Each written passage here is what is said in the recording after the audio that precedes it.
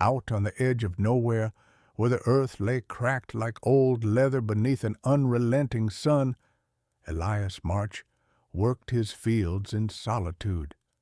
Known to the few who passed through as the lone farmer, he coaxed life from parched soil that others had abandoned. Tall and lean, with shoulders sculpted by years of hauling water and lifting sacks of feed, he spoke little beyond what the land required. One pale morning, as the sun's first rays gilded the horizon, Elias walked out to inspect a broken fence post at the western edge of his property. He hummed an old lullaby under his breath, the same soft tune his father had sung to him on cool summer nights. When he reached the spot, he froze. Huddled against the weathered wood was a boy no older than 10, clad in ragged shirts and trousers, his small frame trembling beneath the heat. The child's dark eyes met Elias's with equal measures of fear and hope. Elias knelt and offered his hand. The boy hesitated only a moment before placing his dusty fingers into Elias's rough palm. Without a word, Elias lifted him and carried him back toward the cabin that stood squat against the open plain. Inside the humble clapboard house, Elias seated the boy on the wooden rocking chair by the window and brought him water in a chipped tin bowl. When Elias handed over a piece of stale bread, the boy stared as if afraid it might vanish before he could taste it. Yet hunger won out. He pressed the bread to his lips, and relief swept across his face as he drank deeply. Elias fetched a clean shirt and trousers from an old trunk, and the boy changed in silence. Elias braided the child's dusty hair with gentle fingers, smoothing away what remained of the boy's terror. Then Elias asked, "What's your name?" The boy looked away, silent. Elias did not press further. Names could wait. Shelter and food could not. As evening painted the sky in soft mauves and gold, Elias ladled hearty bean stew into bowls and set one before the boy. He watched the firelight dance in the child's eyes, but the boy would not eat. Instead, he fingered a small wooden carving tucked into his shirt, a crude figure of a child hugging a bear. Elias noticed the keepsake and bowed his head, respecting whatever story lay behind it. When night fell, Elias spread a spare blanket on the cot and sat on its edge. The boy crawled under the blanket without a word, accepting the shelter as though it were a new world. Elias watched him settle, then turned away, pulling his hat low to hide the softness in his eyes. In the hush of that first night, 2 lives touched, a silent farmer and a voiceless orphan, each seeking something they had lost. And in that shared stillness, something fragile and precious took root, the promise of belonging, of a new beginning. When dawn broke, Elias rose quietly and padded to the cot. The boy lay curled beneath the blanket, eyelashes resting like fragile wings against pale cheeks. Elias tilted back the blanket and offered his hand. The boy took it, rising unsteadily, and together they stepped onto the porch as the first light painted the fields gold. Elias led him out among the rows of stunted corn stalks. "Pull the weeds," he said, pointing at the dry earth where thirsty shoots struggled. The boy crouched and grasped a handful of gray-green leaves, dragging them free. Elias moved beside him, guiding his small hands to the roots. Sweat beaded on both their brows, and without words they shared the rhythm of work. Bend, tug, discard. After an hour, Elias reached into his pocket and withdrew a rough scrap of paper and a stub of pencil. He knelt and drew 2 simple columns. On the left, pictures of weeds. On the right, shapes of newly planted corn kernels. He drew the boy's fingers next to the weeds, then next to the kernels. The boy nodded, understanding at last. Elias counted out kernels and pressed them one by one into furrows, showing the boy how life sprang from a careful hands.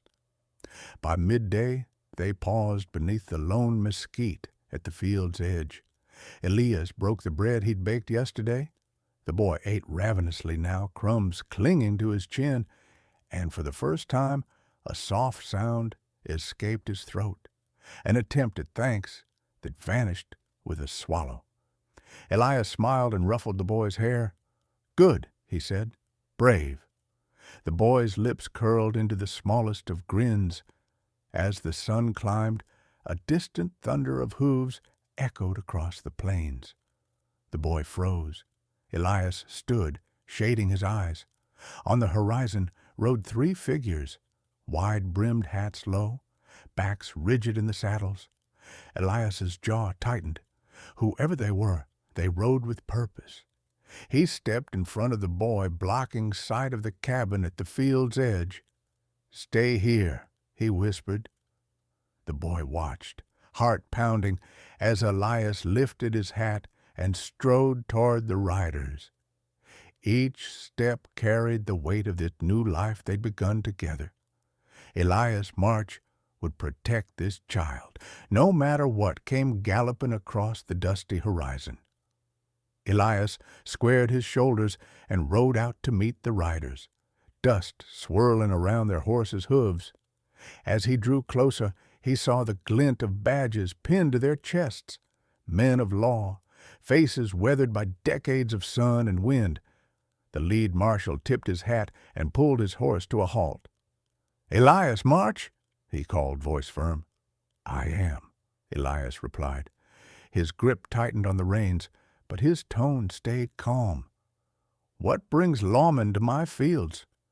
The marshal's gaze flicked past Elias toward the cabin. "We're looking for a boy," he said. "An orphan named Tom. Went missing from Silver Creek Orphanage 2 weeks past. Folks say he vanished without a trace." Elias felt his breath catch. Tom. That must be the boy's name. He glanced back at the cabin's edge, where the child stood, clutching the carving of the bear. The boy's wide eyes met Elias's. He swallowed hard, bracing himself for what might come next. "Boy's safe here," Elias said. "He's under my roof and won't be leaving." The marshal frowned. "Elias, we're not here to cause trouble, but if the boy's wanted, he's been wanted for nothing," Elias cut in. His voice, low and steady, carried a weight that stilled the other men. "He's a child who needs care, not a jail cell." The deputy shifted uncomfortably. The law was clear. Missing children were to be returned to the orphanage, even if the orphanage itself was a harsh place. But something in the boy's posture, fragile, trusting, made Elias's stance feel right. The marshal studied Elias's face for a long moment, then nodded. "We'll consider this handled," he said, though his eyes betrayed uncertainty. "But if word comes down from the judge, we'll cross that when we come to it," Elias replied, lifting his hat in farewell. As the three riders turned their horses and disappeared into the heat haze, the boy ran to Elias's side, relief flooding his features. Elias knelt and wrapped him in a one-armed embrace, careful not to crush the small body against his chest. "You're safe," he whispered. The boy's head found Elias's shoulder, and for a heartbeat, neither of them moved. They rode back to the cabin together, the afternoon sun glaring overhead, and Elias lifted the boy into the safety of his arms once more. Inside the quiet room, the boy pressed the wooden bear to his heart, eyes shining with unshed tears.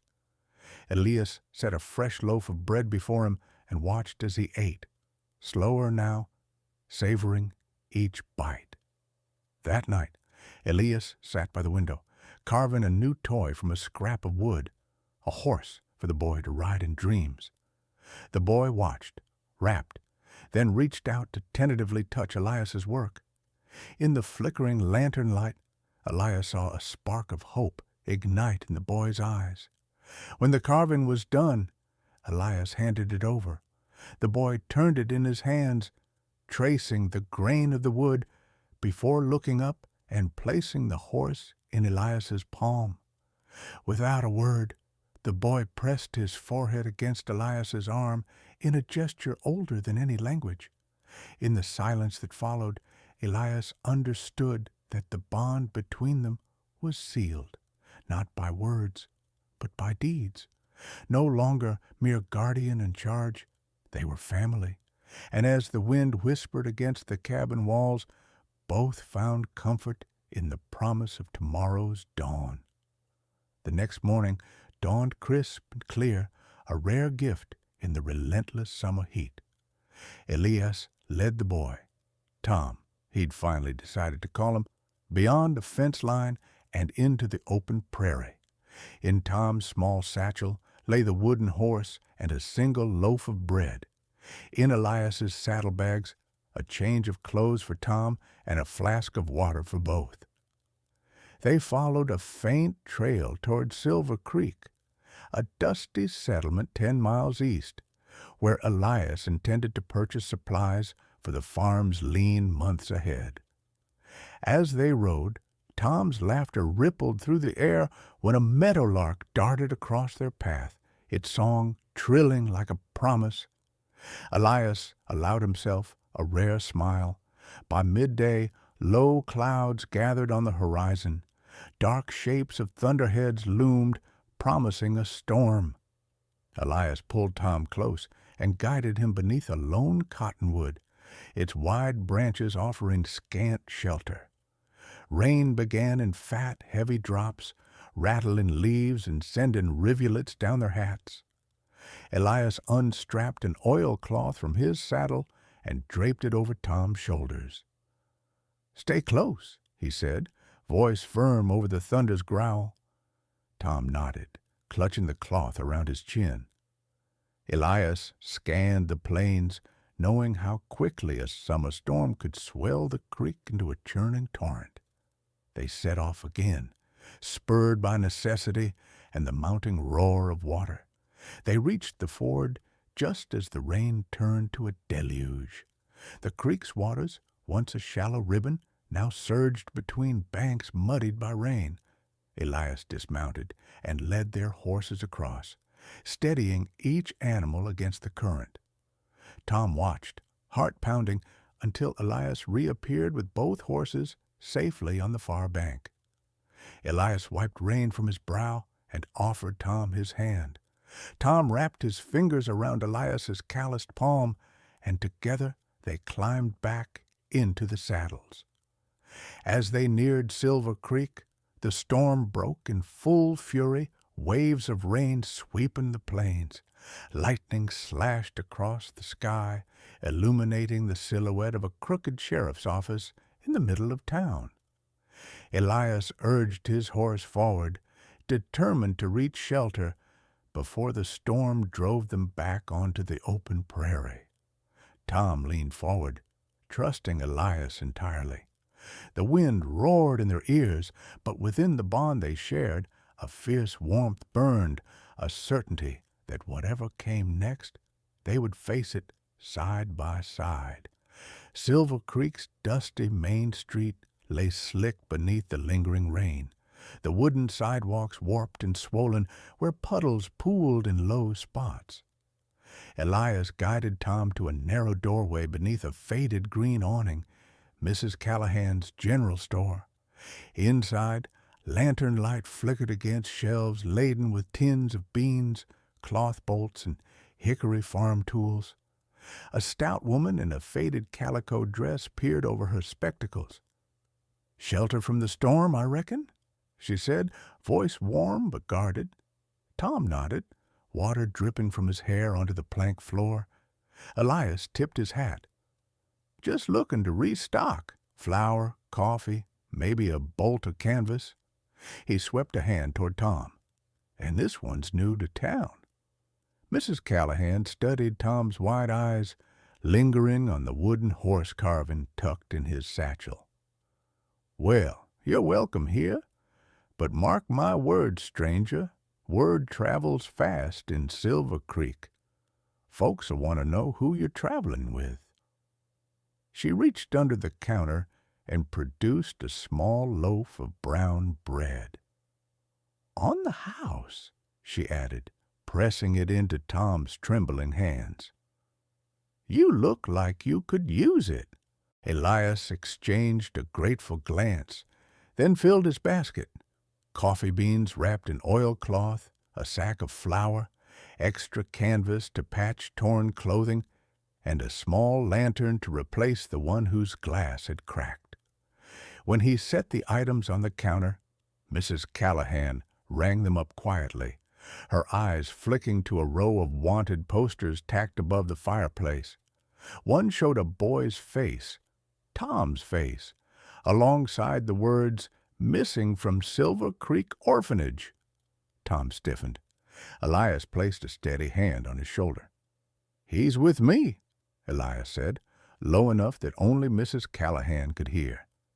"He's safe?" The woman sighed.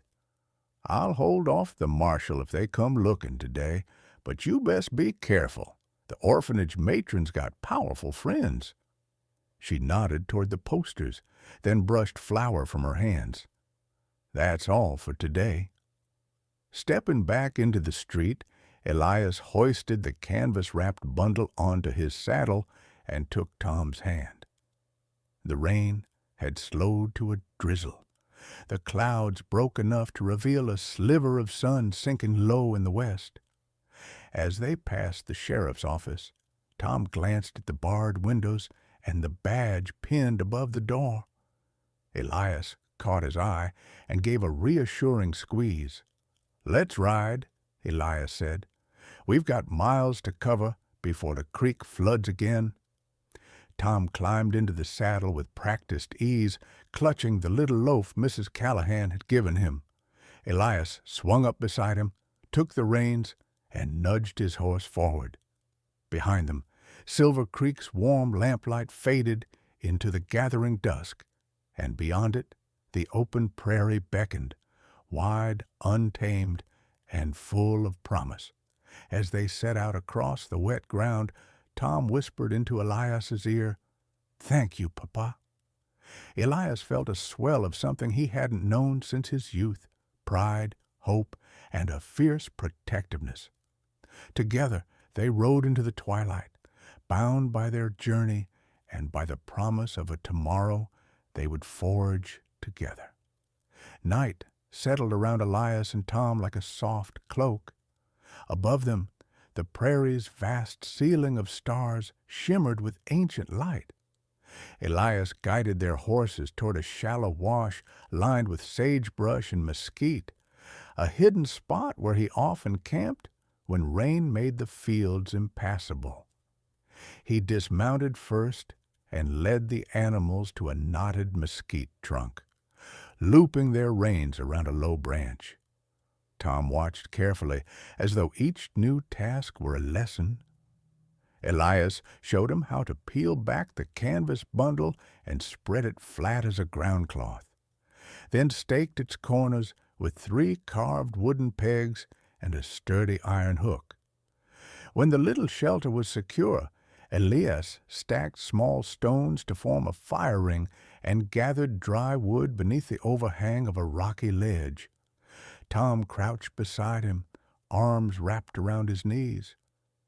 "Papa," he said quietly, "will they follow us here?"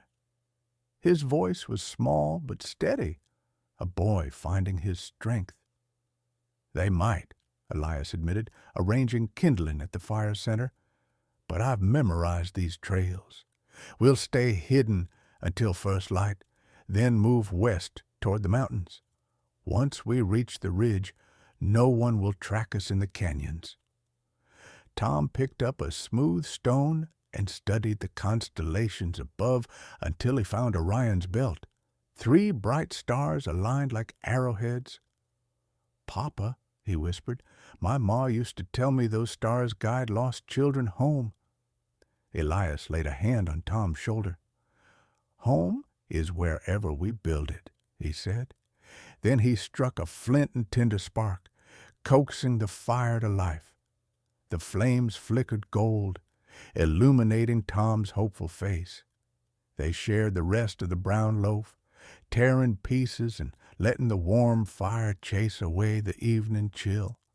Tom pressed the little wooden horse into Elias's palm. "For the journey," he said, his dark eyes shining. Elias nodded and hooked the carving onto his belt. "We'll make it," he promised, "together."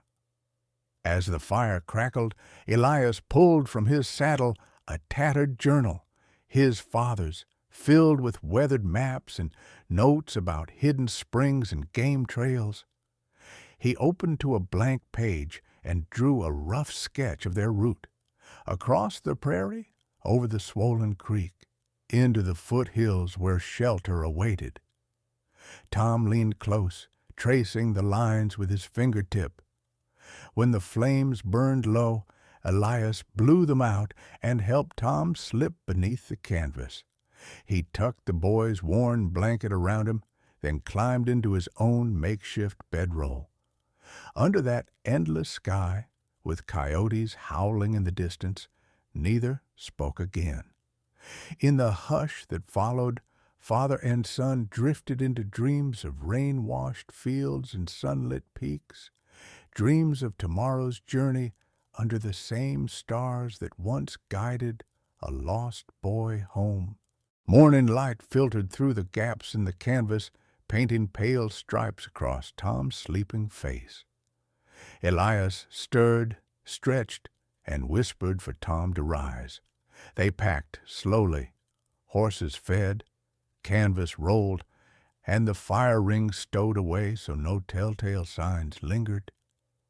With the journal map tucked inside Elias's breast pocket and the wooden horse riding secure on Tom's belt, they followed the faint game trail that wound uphill.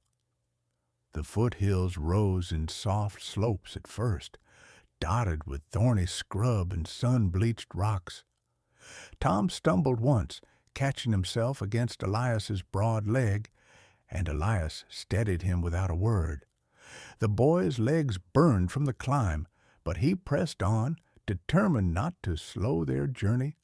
Above them, buzzards wheeled in the sky, as indifferent to their passage as the wind that sculpted the hills. By midday, they reached a narrow ravine where the trail dipped sharply. The earth here was loose. Elias dismounted and led the horses down one at a time, Tom walking beside him with careful footsteps.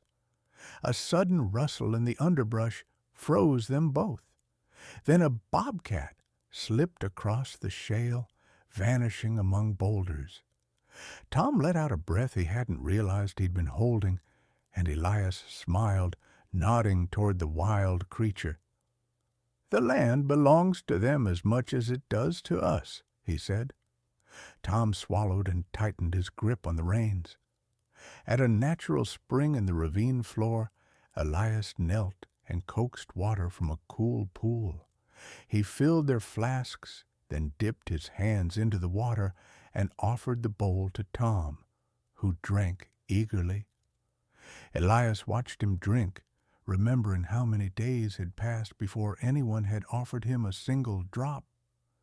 When Tom finished, he pulled from his pocket the wooden bear carving, worn now at the edges, and laid it beside the spring.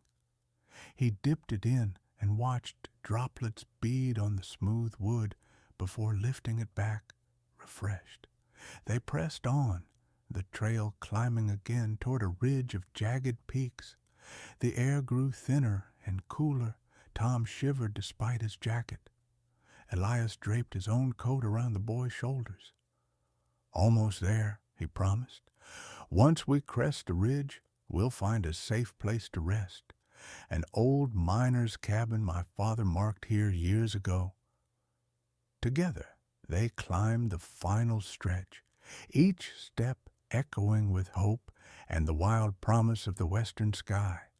When they reached the top, they paused, horses heaving, hearts full, and gazed out across the endless horizon. Below them lay a landscape of hidden valleys and shadowed canyons, unclaimed and free.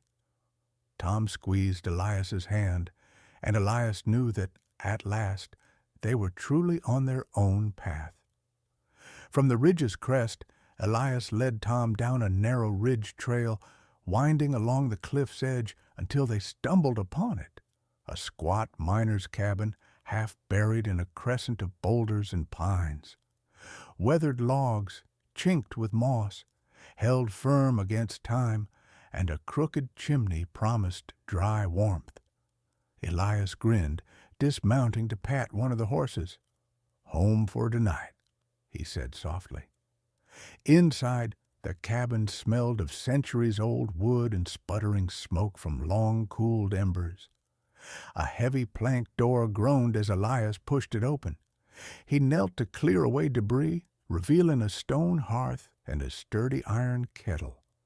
Tom followed, flashlight beam dancing over a rough table, a pair of creaking stools, and a single cot in the corner. The place was Spartan, but safe.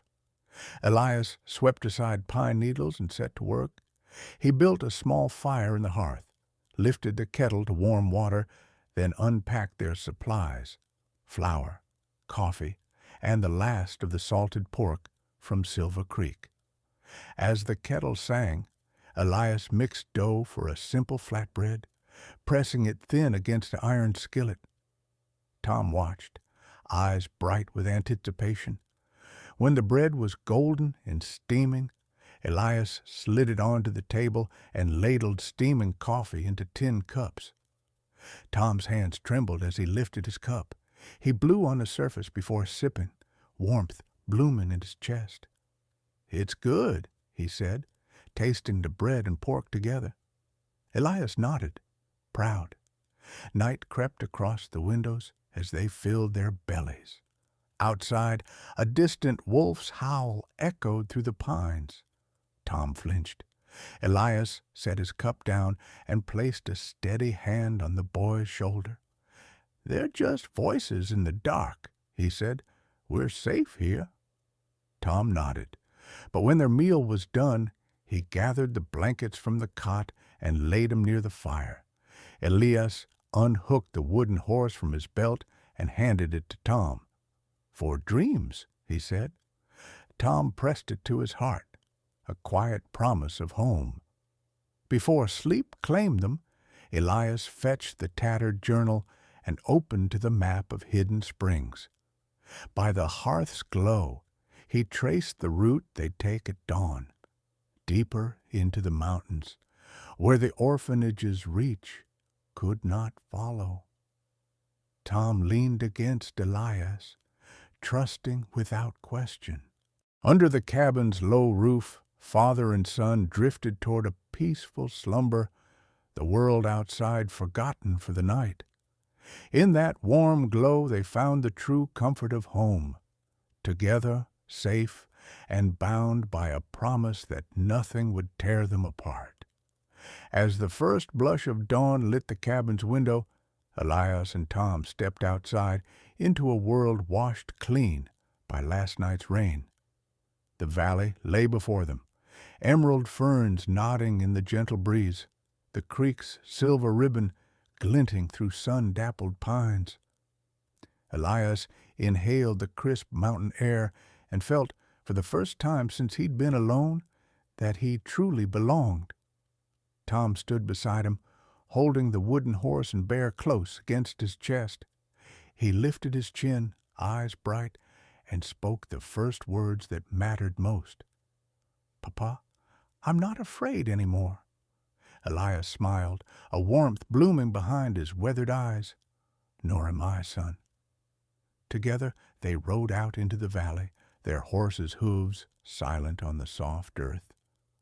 Over the days that followed, they tended a small garden by the creek's bank, coaxed sprouts of wild onions from the rich soil, and patched the cabin's roof with fresh canvas. Neighbors, trappers and homesteaders who rarely ventured this deep, came and went, but none questioned the quiet family that lived among the whispering pines. In the evenings, Elias sat on the porch's rough-hewn bench while Tom played by the hearth, the wooden toys clacking against the floorboards.